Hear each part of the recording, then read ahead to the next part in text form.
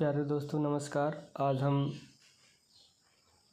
समान ज्ञान के अंतर्गत मध्यकालीन इतिहास देखेंगे, जिसके अंतर्गत पहला पार्ट हम देखेंगे। इस पहले पार्ट में पूर्व मध्यकालीन इतिहास अर्थात 800 से 1200 ईस्वी तक के मध्यकालीन इतिहास के बारे में अध्ययन करेंगे, जिसमें हम सर्वप्रथम देखेंगे 3 वंशों के बारे में अध्ययन करेंगे, जिसमें गुर्जर प्रतिहार वंश, पाल वंश, राष्ट्रकूट वंश। हर्षवर्धन की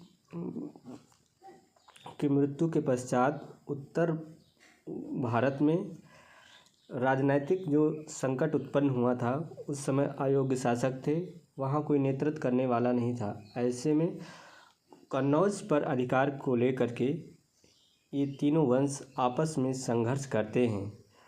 तो त्रिपक्षीय संघर्ष क्या था देखते हैं, इसमें कौन कौन शामिल हुआ था। तो गुर्जर प्रतिहार वंश, पाल वंश तथा राष्ट्रकूट वंश इसमें सम्मिलित हुए थे। गुर्जर प्रतिहार वंश जो कि राजस्थान में इनका शासन था, पाल वंश इधर बंगाल में थे, राष्ट्रकूट दक्षिण भारत में थे। तो देखते हैं कारण क्या था त्रिपक्षीय संघर्ष के। कन्नौज पर अपना अधिकार जताना चाहते थे। यह संघर्ष 100 वर्षों तक चलता है। अंतिम विजय गुर्जर प्रतिहारों की होती है। अब देखते हैं गुर्जर प्रतिहार वंश क्या था, कौन इसका संस्थापक था। तो इसका संस्थापक नागभट्ट प्रथम 730 ईस्वी में करता है। इसकी राजधानी भीनमाल थी। त्रिकोणी संघर्ष प्रारंभ वत्सराज के समय में होता है और महमूद गजनवी के आक्रमण के समय गुर्जर प्रतिहार शासक राज्यपाल था। इसके बाद हम देखते हैं पाल वंश। पूछा जाता है कि पाल वंश का संस्थापन कौन था। गोपाल। तो याद करेंगे कि पाल लोग गो पालते हैं, गाय पालते हैं, अर्थात पाल वंश संस्थापन कौन, गोपाल। अब विक्रमशिला विश्वविद्यालय की स्थापना किसने किया था, धर्मपाल। पूछा जाता है, इम्पोर्टेंट प्रश्न है, विक्रमशिला विश्वविद्यालय की स्थापना किसने किया था, धर्मपाल। तो इसको हम ट्रिक से याद करेंगे, विधर्म मतलब धर्मपाल ने विक्रमशिला विश्वविद्यालय की स्थापना की थी। अंतिम शासक पाल वंश का अंतिम शासक कौन था, गोविंद पाल। इसके बाद हम देखते हैं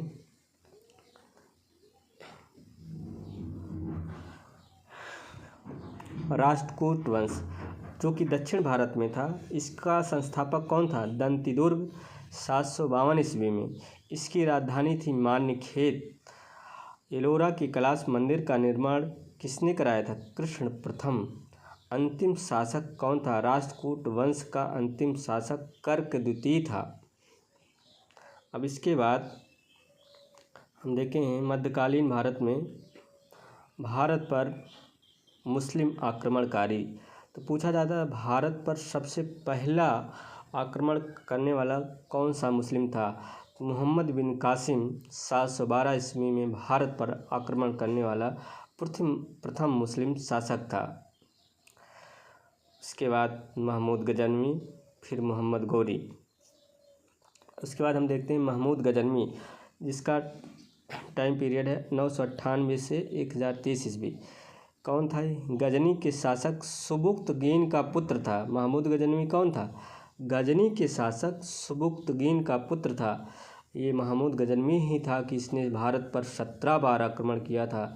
भारत पर आक्रमण कितनी बार, 17 बार। 1000 ईस्वी से लेकर 1027 के मध्य इसने भारत पर 17 बार आक्रमण किया था।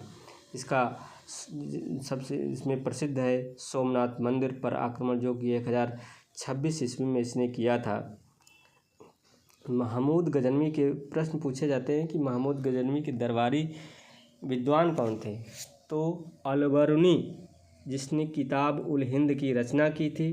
कुतुबी भी इसी के दरबार में रहता था, जिसने किताब उल यामनी की रचना की थी। फिरदौसी भी था इसके दरबार में, शाहनामा की रचना किया था। बैहाकी, तारीख ए सुबुक्तगीन इनकी प्रमुख रचनाएं हैं। इसके बाद हम देखते हैं मोहम्मद गोरी। तो मोहम्मद गोरी गोर प्रांत का शासक था। इसका प्रथम आक्रमण 1175 ईस्वी में मुल्तान पर होता है। गुजरात आक्रमण भीम द्वितीय, जिसे मूल द्वितीय के नाम से भी जाना जाता था, पराजित किया किसमें? 1178 ईस्वी में। इसके द्वारा प्रमुख लड़े गए युद्ध तराइन का प्रथम युद्ध 1191 ईस्वी में पृथ्वीराज चौहान से, जिसमें पृथ्वीराज चौहान मोहम्मद गोरी को हरा देता है। उसके बाद तराइन का द्वितीय युद्ध होता है 1192 ईस्वी में पृथ्वीराज चौहान से, जिसमें मोहम्मद गोरी विजयी होता है। पृथ्वीराज चौहान इस बार हार जाता है। इसके बाद चंदावर का युद्ध 1194 ईस्वी में चंदावर का युद्ध होता है, जिसमें जयचंद हार जाता है और मोहम्मद गोरी की विजय होती है। अब इसके बाद हम देखे हैं दिल्ली सल्तनत काल। सल्तनत काल में हम प्रमुख वंशों को देते हैं। इसमें इनके वंशों को याद करने की ट्रिक के माध्यम से पढ़ते हैं। तो इसमें इस प्रकार से है ट्रिक इसकी। गुलाब खिले तो सांस लो, गुलाब खिले तो सांस लो, अर्थात गुलाम वंश, खिले मतलब खिलजी वंश, खिलजी वंश, तुगलक, खिले तो मतलब तुगलक वंश, सांस मतलब सैयद वंश, सैयद वंश, उसके बाद लो मतलब लोदी वंश। गुलाब खिले तो सांस लो, गुलाम वंश, गुलाब से गुलाम वंश, खिले से खिलजी वंश, तो मतलब तुगलक वंश, सांस मतलब सैयद वंश, लो मतलब लोदी वंश। इस प्रकार से इसका ये ट्रिक है। और इनका पूछा जाता है कि सबसे ज़्यादा कार्यकाल किसका था, किस वंश का था, तो इसको भी याद करने की एक ट्रिक है।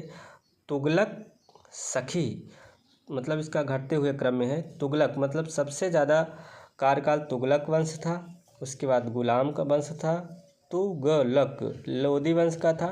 उसके बाद सखी सैयद वंश था, फिर खिज्र का, अर्थात सबसे ज़्यादा कार्यकाल किसका था, तुगलक वंश, फिर गुलाम वंश, पुनः लोदी वंश, फिर सैयद वंश, फिर खिलजी वंश। अब इनको देखते हैं जो वंश थे इनके संस्थापक को याद करने की ट्रिक। तो इसका एक ट्रिक ये है, कबूतर जल गया तो खीर से बहलाया, कबूतर जल गया तो खीर से बहलाया। कबूतर मतलब गुलाम वंश का शासक कुतुबुद्दीन ऐबक था। उसके बाद खिलजी, खिलजी जल गया, जलालुद्दीन, जलालुद्दीन, तुगलक, तुगलक वंश का गया, कबूतर जल गया, गया से गयासुद्दीन तुगलक। तो खीर से बहलाया, खीर मतलब खिज्र खां, और बहलाया मतलब बहलौ लोदी। तो इस प्रकार इनके वंश के संस्थापकों को याद करने की ट्रिक है। कबूतर जल गया तो खीर से बहलाया, अर्थात कुतुबुद्दीन ऐबक, जलालुद्दीन खिलजी, गयासुद्दीन तुगलक, खिज्र खां तथा बहलौ लोदी। इसके बाद हम देखते हैं गुलाम वंश। सबसे पहला वंश कौन सा है, गुलाम वंश, जिसका टाइम पीरियड कब से है, 1206 से 1290 ईस्वी तक। अब गुलाम वंश में 11 शासक हुए। इन शासकों को याद करने की एक ट्रिक है। ट्रिक इस प्रकार से है, कुतुब आराम से इधर रुका, कुतुब आराम से इधर रुका, फिर रजिया मुझे लाने नासिक गई, नासिक गई, मेरा केक शाम को कटेगा। कुतुब आराम से इधर रुका, फिर रजिया मुझे लाने नासिक गए, मेरा केक शाम को कटेगा। ट्रिक यही है, कुतुब आराम से इधर रुका, फिर रजिया मुझे लाने नासिक गई, मेरा केक शाम को कटेगा। कुतुब मतलब कुतुबुद्दीन ऐबक, इसका टाइम पीरियड 1206 से 1210 ईस्वी। उसके बाद आराम शाह 1210 से 1211 ईस्वी। उसके बाद इधर इल्तुतमिश 1211 से 1236 ईस्वी। इधर मतलब इल्तुतमिश रुका फिर रुकनुद्दीन फिरोज 1236 ईस्वी में, इसका बहुत टाइम पीरियड कम था। उसके बाद रुका फिर मतलब रुकनुद्दीन फिरोज। उसके बाद रजिया मतलब 1236 से 1240 ईस्वी। मुइजुद्दीन बाराम शाह। लाने मतलब अलाउद्दीन मसूद शाह, अलाउद्दीन मसूद शाह। लाने मतलब अलाउद्दीन मसूद शाह 1242 से 1246 ईस्वी। नासिक मतलब नासिरुद्दीन महमूद 1246 से 1266 ईस्वी। नासिरुद्दीन महमूद। गई मतलब गयासुद्दीन बलबन 1266 से 1286 ईस्वी। उसके बाद मेरा केक शाम को कटेगा। केक मतलब कैकुबाद जो कि 1287 से ईस्वी था। कटेगा शाम को मतलब शमसुद्दीन क्यूमर्स। इस प्रकार ये याद करने की ट्रिक है। अब उसके बाद हम देखते हैं गुलाम वंश का पहला शासक कुतुबुद्दीन ऐबक। इसके द्वारा किए गए प्रमुख कार्य की याद करने की ट्रिक इस प्रकार है। मर गए खेलते चौगान, करते थे लाखों का दान, कुतुब मीनार की नींव डालकर 2.5 दिन में किया निर्माण। मतलब कुतुबुद्दीन ऐबक की 1210 ईस्वी में चौगान खेलते समय इसकी मृत्यु हुई थी। सर्वप्रथम तो ये देखना है हमें 1206 ईस्वी में गुलाम वंश की स्थापना इसने किया। इसे लाख बख्श एवं कुरान खां के नाम से भी जाना जाता था, क्योंकि यह लाखों का दान देता था। इसके द्वारा निर्माण कराया गया कुव्वत उल इस्लाम मस्जिद दिल्ली में, 2.5 दिन का झोपड़ा अजमेर में, कुतुब मीनार दिल्ली में शुरू करवाया गया था। तो निर्माण कार्य कुव्वत उल इस्लाम मस्जिद दिल्ली में, 2.5 दिन का झोपड़ा अजमेर में, कुतुब मीनार दिल्ली में शुरू करवाया गया था। इल्तुतमिश, इसके द्वारा महत्वपूर्ण कौन कौन से कार्य किए गए थे? इसने कुतुब मीनार का निर्माण पूरा करवाया था। इसने 40 गुलाम सरदारों के संगठन तुर्कान-ए-चहलगानी का गठन इसने किया था। किसने? तुर्कान-ए-चहलगानी का गठन इल्तुतमिश ने किया था। टांका चांदी का जो सिक्का था तथा जीतल तांबे का नमक सिक्का इसने चलवाया था। एकता व्यवस्था की शुरुआत इल्तुतमिश ने की थी। 1211 ईस्वी में राजधानी लाहौर से दिल्ली स्थानांतरित किसने किया था? इल्तुतमिश ने। इसके बाद हम देखते हैं रजिया के द्वारा किए गए महत्वपूर्ण कार्य इस प्रकार है। ये जो रजिया थी इल्तुतमिश की पुत्री तथा उसका उत्तराधिकारी थी। दिल्ली की सुल्तान बनने वाली एकमात्र महिला रजिया सुल्तान थी। अल्तुनिया से इसने विवाह किया था। अल्तुनिया ने रजिया के विरुद्ध विद्रोह कर दिया था। उसके बाद हम देखते हैं बलबन। इसका वास्तविक नाम बहाउद्दीन था। इसका वास्तविक नाम क्या था? बहाउद्दीन था। इसने जिल्ले इलाही की उपाधि धारण की तथा स्वयं को नियामत-ए-खुदाई कहा करता था। इसने ईरानी परंपरा सिजदा और पैबोस को लागू किया और नवरोज़ त्यौहार मनाना शुरू किया। लौह एवं रक्त की नीति भी इसने अपनाई थी। तुर्कान-ए-चहलगानी को समाप्त बलबन ने कर दिया था।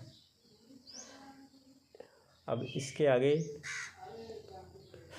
प्यारे बच्चों, इसके आगे हम अगले भाग में देखेंगे। बहुत बहुत धन्यवाद।